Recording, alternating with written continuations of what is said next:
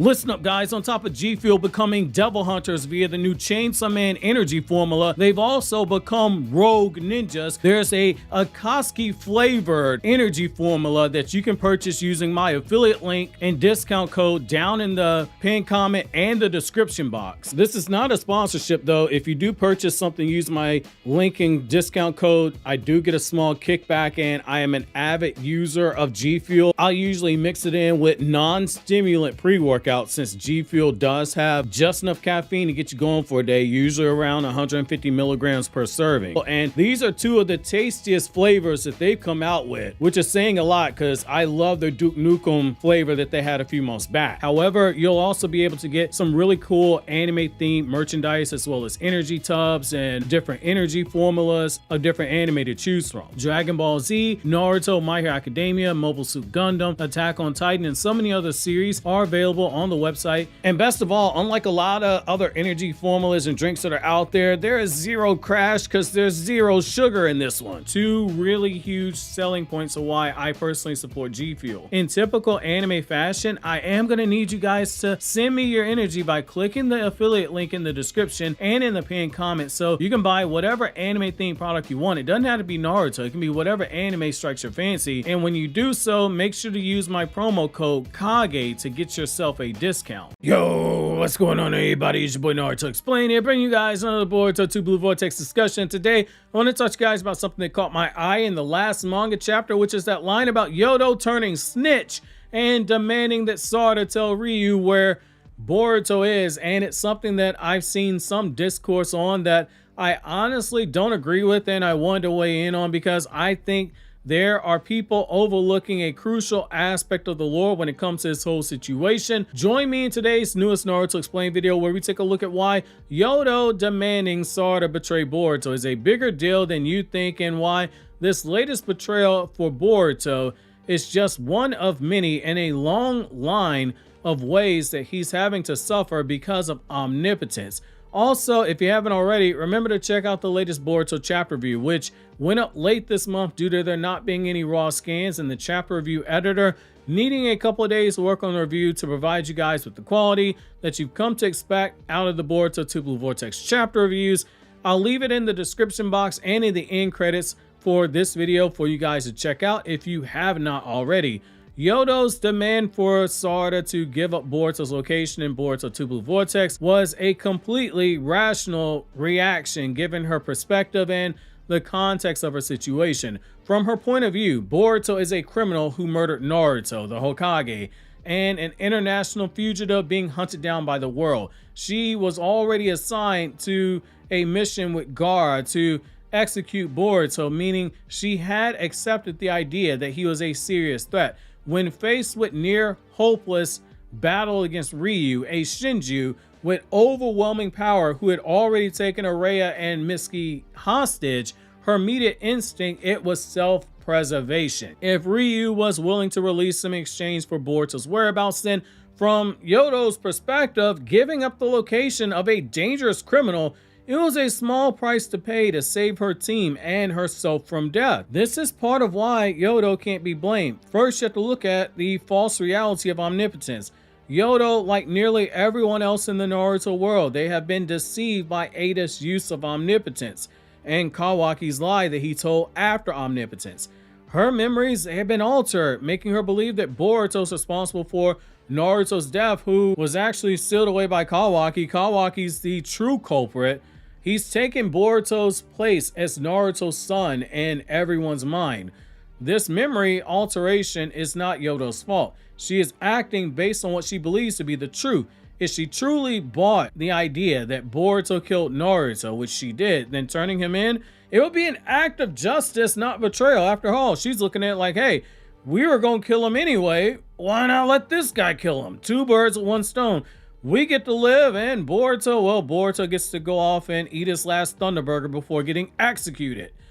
The Shinobi mentality is also there. Shinobi, they have always prioritized the mission and survival. Survival also extending towards their comrades. Yodo's reaction is reminiscent to classic Shinobi logic, sacrificing one to save many, especially during that time of the third Hokage, where he told everybody, like, yo, the mission comes first. And then Sakamo Hadake was like, yo, I'm saving my friends. And he killed himself out of the shame that he got after the fact. Unlike Sarada, who has a personal emotional tie to Boruto, and she is also immune to omnipotence, so she knows the truth. Yodo, she's operating under the belief that the best way to ensure their survival is just to comply with Ryu's demands. This aligns with historical shinobi tactics where pragmatism is often overruling something like emotion. Then you have to factor in desperation and fear. Ryu had just taken down Araya and Mitsuki, including Mitsuki being a Sage Mode user, showing that he was far beyond their capabilities. Yodo's reaction was a natural fight or flight response, except in this case, flight wasn't an option. The only path of survival that she saw was bargaining with the enemy, and given her perspective, Boruto, hey, he's the logical price to pay. How this adds to Boruto and Sarada's suffering is the next thing we have to look at. So we had to lay all this out in order to get to Sarada's refusal to betray Boruto, and Yodo's frustration is building upon the core themes that those who are immune to omnipotence, they suffer the most, and that has not been talked about enough. Out of all the discourse I've seen after this chapter, this has not gotten the most attention. Sarada's isolation, it got magnified here. Sarada is caught in a painful contradiction. She remembers the truth, but is surrounded by people who see her as irrational or even a traitor for defending Boruto and Sasuke. Yodo's anger at her refusal to talk, it is a microcosm of Sarada's broader struggle these last 3 years. She is at odds with everyone, even allies, because she is alone outside of, like, obviously Sumire. She carries the burden of knowing the truth and remembering the truth, just as she had to defy the entire Hidden Leaf Village to protect Boruto's honor before, even at the potential cost of her Hokage aspirations, as Shikamaru tells her in chapter 1.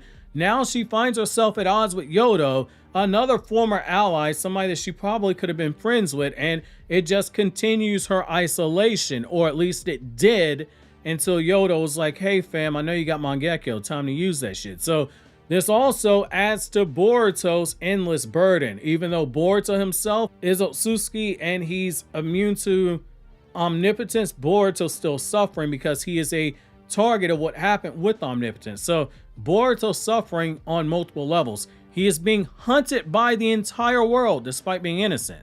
His mentor Sasuke, he fell in battle fighting code, leaving Boruto without guidance for a time.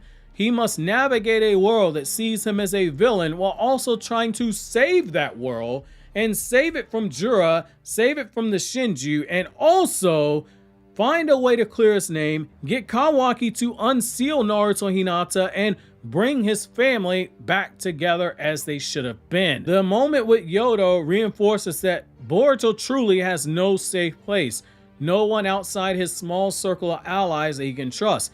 And the craziest thing of all, this is going on probably like 500 feet away from him because they are hiding in Orochimaru's caves that are in the Hidden Sand Village vicinity somewhere in the Land of Wind.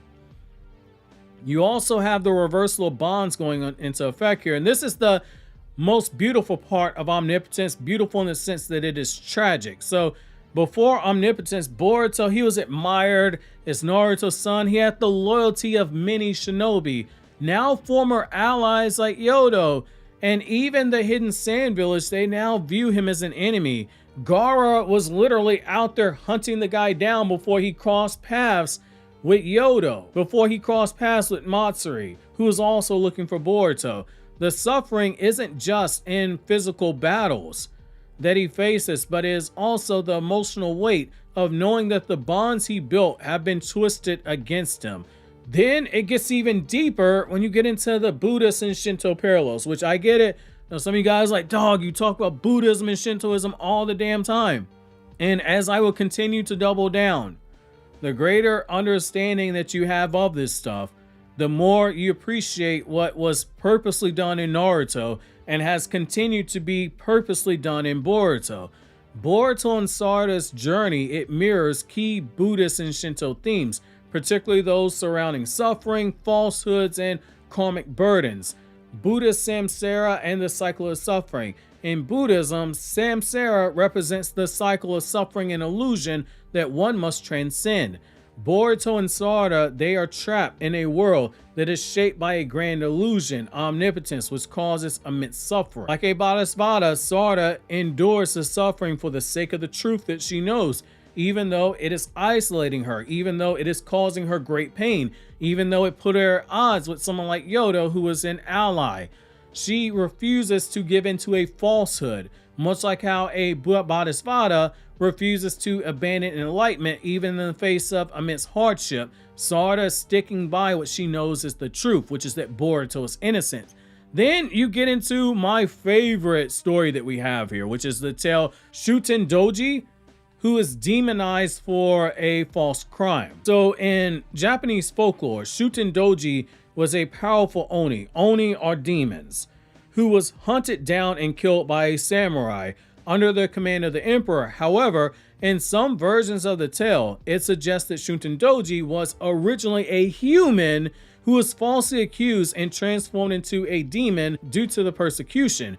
Boruto is formerly a human who has been transformed into an Otsutsuki because of karma. And when you go through and you read what Kodachi wrote for the Boruto Academy novels, and you read the script that Kishimoto provided for Boruto the movie, which has been novelized, also written by Kodachi, the Otsutsuki clan were referred to as ogres. That is why Fuse Momoshiki, Kishimoto's original design for him, was like that of an ogre. Oni, ogres, demons, same thing.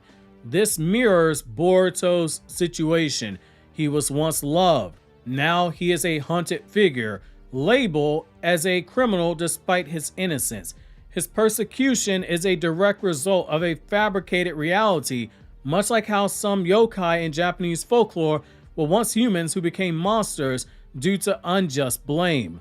Susanoo and the struggle against fate is the next thing you have to look at, which is also fitting because one of Sarada's powers is going to be Susanoo. So in Shinto mythology, Susanoo was a god cast out of heaven due to misunderstandings and false accusations. He wandered in exile before proving his heroism by slaying Yamato no Orochi, and it should be worth noting that Susanoo had one hell of a temper, and as we know, when Sarada gets pissed off, she has one hell of a temper. Boruto, like Susanoo, has been cast out due to the falsehoods, but he's still fighting for the world's salvation despite being vilified. He does not give up his mission to stop Jura, much like how Susanoo ultimately provided and proved his worth despite being exiled, and Sarada is also serving in that role of Susanoo by wanting to help Boruto, or you could take it a step further and say that she's providing the role of Kashinda Hime, who ended up being Susanoo's wife. I don't want to throw that in there because everyone's going crazy over pairings after this chapter, but it is something that you could twist it around to make it fit if that is something that you want to do. Again, I don't personally care for ships, but I know a lot of you guys do. Shipping's not really my cup of tea, even though ironically the biggest video on this channel is a shipping video, hence why you guys see me talk about it as much as I do, because you guys love that stuff. So Yodo's reaction was entirely logical from her perspective, given the altered reality that she lives in. However, this moment adds another layer to Boruto and Sarada's suffering, reinforcing that those who remember the truth are the ones who suffer the most. Sarada's loneliness and Boruto's persecution, it reflects a deep Buddhist and Shinto theme of illusion, karmic burden, and exiled heroes. Their struggle is not just about survival, but also restoring the truth in a world that has turned against them. And the way that Sarada is able to make Yodo understand without even having to utter a word, it also parallels Boruto being able to win over someone like Shikamaru.